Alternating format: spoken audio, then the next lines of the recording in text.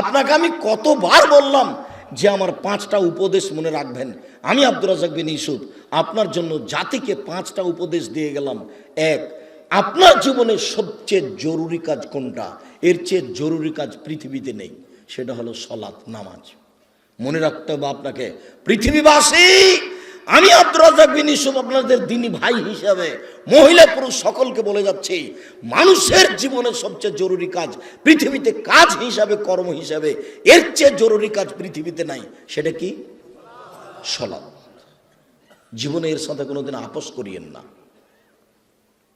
একে শক্ত হাতে দমন করবেন, টাইম হলে আদায় করতে হবে, যত সমস্যা থাকে।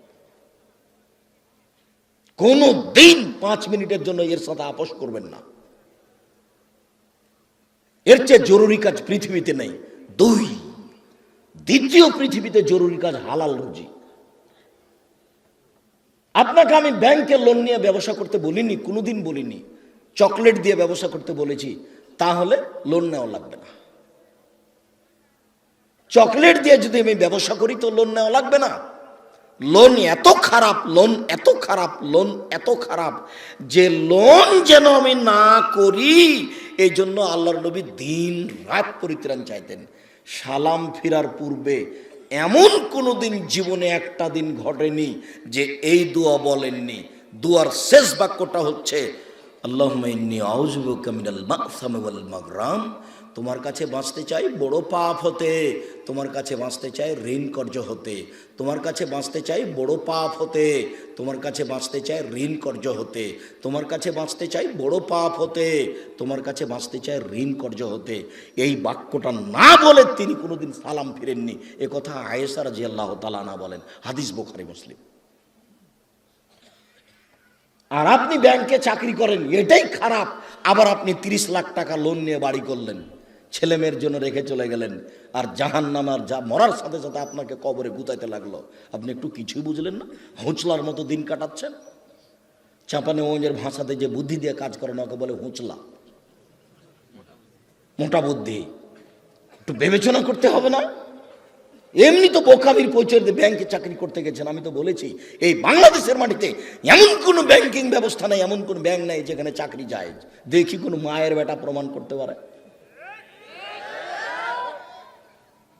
ব্যাংকে টাকা রাখা আর ব্যাংকে চাকরি করা দুটো এক নয়।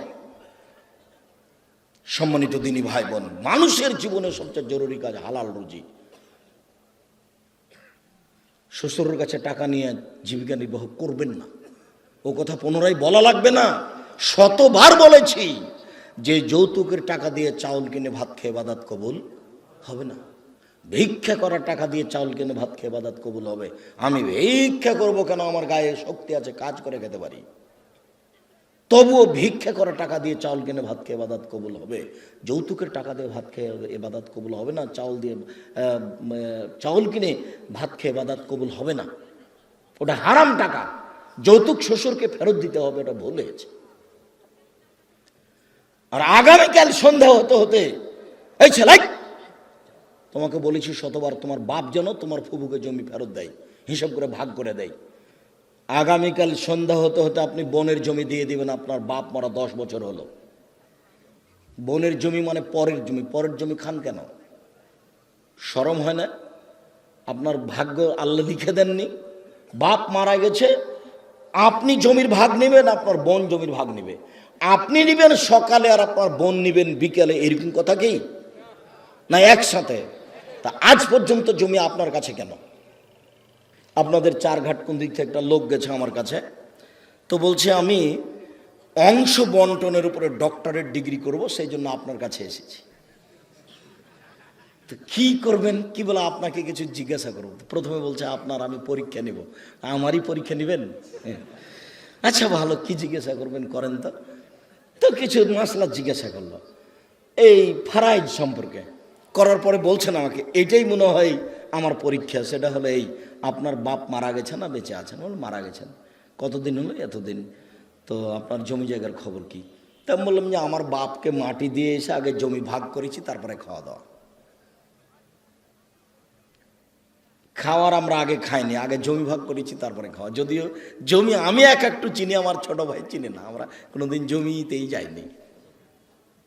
আমার আব্বা একজন ছোট কৃষক ছিলেন, 20-25 বিঘা জমি রাখতেন। যখন পশ্চিমে থাকতাম তখন বলতো ধান বিক্রি এত টাকা, কালাই বিক্রি এত টাকা, সরিষা বিক্রি এত টাকা, পেঁয়াজ বিক্রি এত টাকা, মোট 1000 টাকা পাঠালাম। তখন আমি ভাবতাম যে আমার আব্বাকে 1000 টাকা সংগ্রহ করতে অনেক পরিশ্রম করতে হয়েছে। ওই কথা আমার এখনো দিনের মতো মনে পড়ে। আমার আব্বা আমাকে বলতেন যে আমি যতদিন বেঁচে আছি ততদিন তোমাকে জমিতে যেতে হবে না, কোনো কাজ করতে হবে না, যদি কাজ করে খেতে হয় তাহলে আমার মরার পরে। আমার এই বাপের আমার এই বাক্যটা আমি ভুলতে পারি না, যে তোমরা যদি কাজ করে খাওয়াই লাগে তা আমার পরে খাও, আমি যতদিন আছি তোমরা ততদিন এই জমি জায়গাতে যাও না। শুকরিয়া, জাযাকুমুল্লাহ খায়র। যেটা বলছিলাম হালাল রুজি, 3 কোরআন তেলাওয়াত, 24 ঘন্টায় একবার কোরআন মাজিদ তেলাওয়াত করবেনই, করতেই হবে, নাহলে কোরআন বিপক্ষে চলে যাবে। বেশি না পড়লেও কি বলেছি সূরা ইখলাস 3 বার পড়েন, একবার কোরআন মাজিদ পড়ার সমান নাকি হবে। কেন পড়েননি আজকে বলেন তো যে আমি পড়েছি? বলেন, এই ছেলে তুমি লাভ দিয়ে বলো যে আমি পড়েছি, একটু হিসাব হয় না কেন? কেন পড়তে পারেন না? কেন পড়তে পারেন না? কি আছে সমস্যা যে পড়তে পারেন না? কেন পড়বেন না? সূরা ইখলাসটা আপনি 3 বার কেন পড়বেন না? নিজেকে মানুষ মনে করেন না? নিজেকে গরু ছাগল মনে করেন? বুঝেও বুঝে না ওরা চক্ষু, বুঝেও বুঝে না ওরা অন্তর আছে বুঝে না, দেখেও দেখে না ওরা চক্ষু আছে দেখে না, শোনেও শোনে না ওরা কান আছে শোনে না। উলায়েকা কাল আনাম, তারা পশু প্রাণীর মতো, তারা গরু ছাগলের মতো, তারা কুকুর শ্রীগলের মতো, বাল হওয়া জাল বরং তার চেয়ে খারাপ। নিজেকে গরু ছাগল মনে করেন, পশু প্রাণী মনে করেন? কেন আপনি পড়েননি কোরআন মাজিদ আজকে? অন্তত সূরা ইখলাসটা কেন পড়েননি? এটা হলো 4 নম্বর।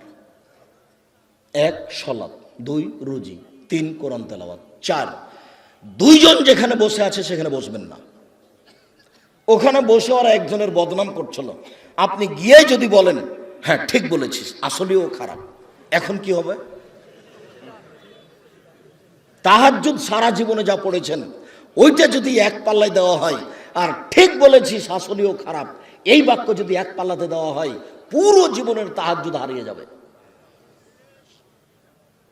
আপনি বলতে পারেন, বুঝতে পারেন ল্যাংটা মেয়েকে দেখছি আর গল্প জমাচ্ছি, এটা কত বড় খারাপ, আর মানুষের বদনাম কানে শুনছি, এটা কত বড় খারাপ, আপনাকে আমি বুঝাতে পারি না।